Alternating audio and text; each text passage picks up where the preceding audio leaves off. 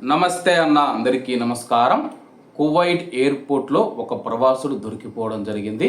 అలాగే చాలా వీడియోల్లో కూడా చెబుతూ ఉన్నాను, ఎవరైనా కువైట్ ప్రభుత్వం నిషేధించిన పదార్థాలు తీసుకుని వస్తే వాళ్ళని ఎయిర్పోర్ట్లోనే అరెస్ట్ చేస్తారని స్థానిక మీడియా తెలిపిన వివరాల ప్రకారం కువైట్ అంతర్జాతీయ విమానాశ్రయం గుండా మానసిక ఉద్వేగాలు కలిగించే పదార్థాలు మరియు అలాగే సుమారు 500 మత్తు మాత్రలు ఏవైతే ఉన్నాయో అక్రమంగా తరలించే ప్రయత్నాన్ని కువైట్ కస్టమ్స్ అధికారులు భగ్నం చేశారు. కువైట్ ఎయిర్పోర్ట్లోని టెర్మినల్ 5లో తనిఖీల సందర్భంగా ఒక ఆసియా ప్రవాసుడికి చెందిన బ్యాగు పైన లగేజీ పైన కస్టమ్స్ అధికారులకు అనుమానం కలిగింది. దీంతో జనరల్ అడ్మినిస్ట్రేషన్ ఆఫ్ కస్టమ్స్ అధికారులు వెంటనే రంగంలోకి దిగి ఆ యొక్క లగేజీని తనిఖీ చేశారు.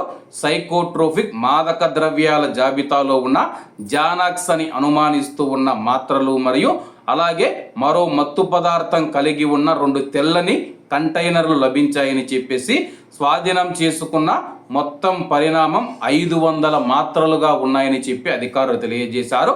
స్వాధీనం చేసుకున్న మత్తు పదార్థాలు జప్తు చేసి తదుపరి చట్టపరమైన చర్యల కోసం ఆ యొక్క ప్రయాణికుడిని జప్తు చేసిన వస్తువులతో పాటు సంబంధిత అధికారులకు అప్పగించామని చెప్పి కస్టమ్స్ అధికారులు తెలియజేశారు.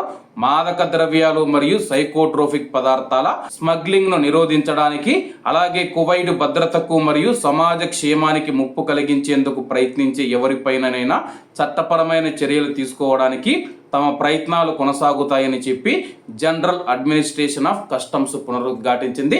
కాబట్టి కువైట్కు వస్తూ ఉన్న మన భారతీయులు కూడా ఎవరైనా తెలియని వారు లగేజ్ ఇస్తే కానీ తీసుకోవద్దండి. ఒకవేళ తీసుకున్నారంటే కానీ మీరు ఇబ్బందుల్లో పడే అవకాశం ఉంటుంది. కాబట్టి కువైట్కు వచ్చేవారు, కువైట్ నుంచి బయలుదేరేవారు జాగ్రత్తగా ఉండండి. అలాగే ఎవరైనా కువైట్లో డబ్బులు అధికంగా ఇస్తామని చెప్పి ఇటువంటి చెడు మార్గాలలోకి రామంటే ఎవరో వెళ్ళకండి. కాబట్టి అందరూ బాగుండాలి, అందులో మనం ఉండాలి. అందరికీ నమస్తే అన్న, జై హింద్.